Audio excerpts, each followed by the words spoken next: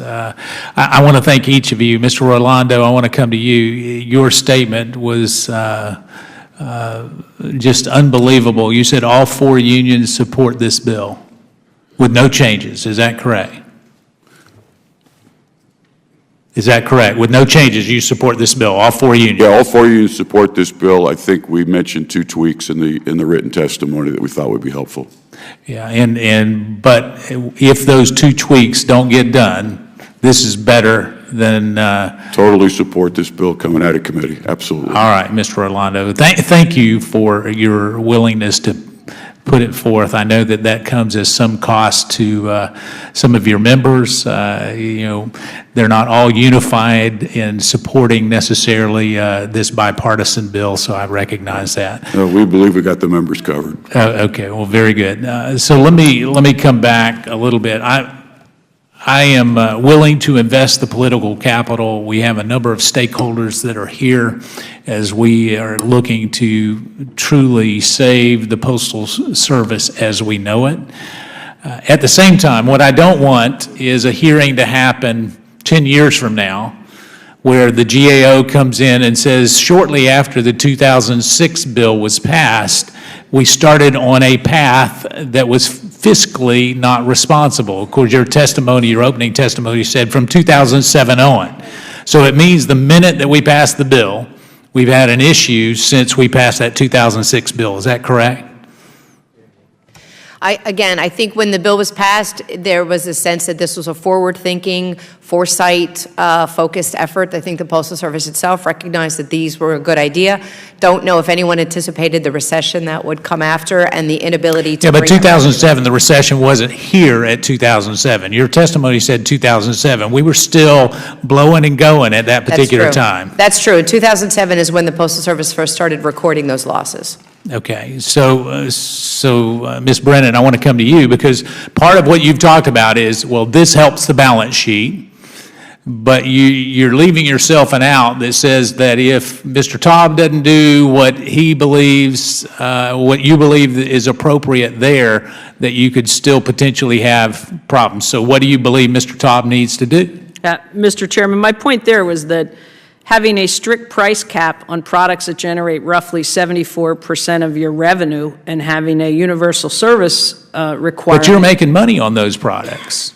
According to your balance sheet, you're making money, so, why would you need an increase? Well, my point is that a strict price cap, again, where you've got competition in every product line, including in market dominant. Well, the only competition you really have in market dominant is the internet. When we really look at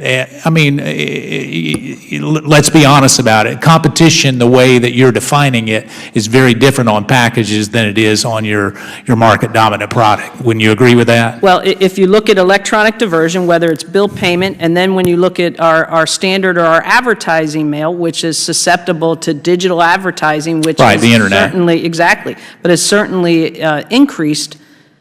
That puts pressure on the organization, but I'm not saying... So what would you like to see from Mr. Taub, getting back to my question? I'd like there to be no cap and to give postal leadership the opportunity to set price. So let's go with no cap and your ability to set the price as you see fit. So let's go to the elephant in the room that we continue to hear about, and that's service standards. Senator Heitkamp has spent a number of calls. I've committed to her that we will address service standards.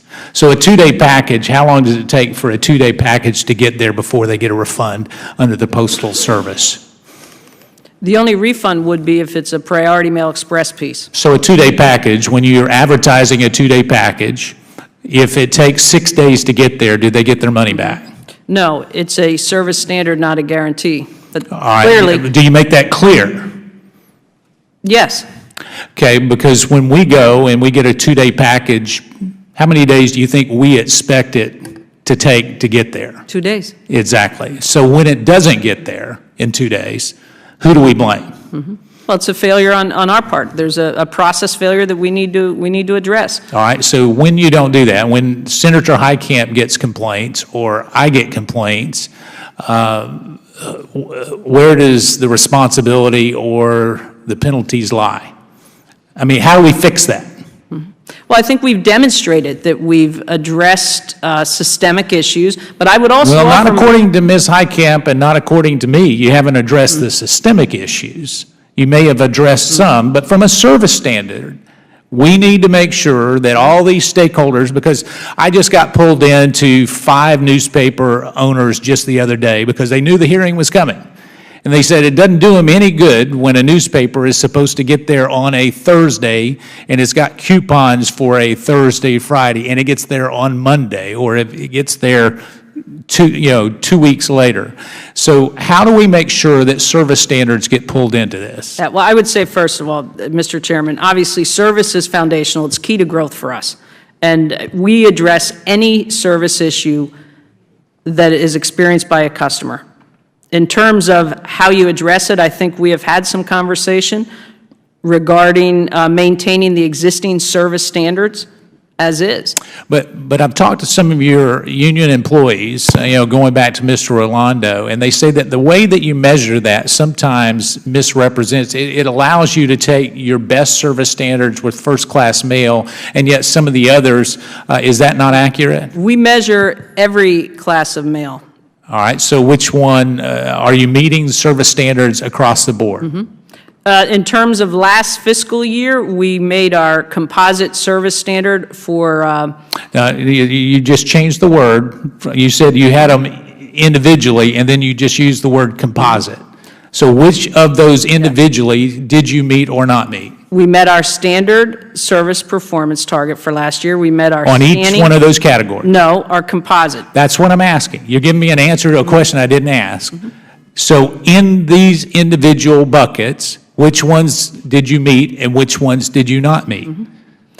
In terms of how we measure performance, last year, we did not meet the service standard in our first class, in our priority, or our standard. We showed marked improvement compared to the prior year. So three of how many buckets? We established the service goals with the Board of Governors, and we established... Well, there is no Board of Governors anymore. There was at the time. There was a Mr. Board of Chairman. Governor. There was an independent governor, yes, at the time, and we established stretch targets. So I'm running out of time. So out of how many buckets do you have for service standards? Because you just said you didn't meet them in those three of we them. did not. We met our scanning target, we met our customer insight target, and we met our parcel select target.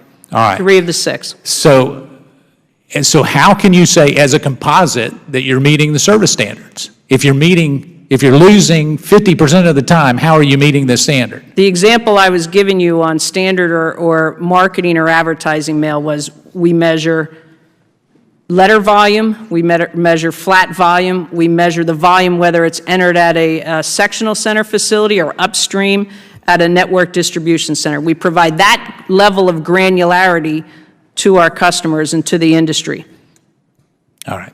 I'm way over time, so I'm going to recognize the gentlewoman from Illinois.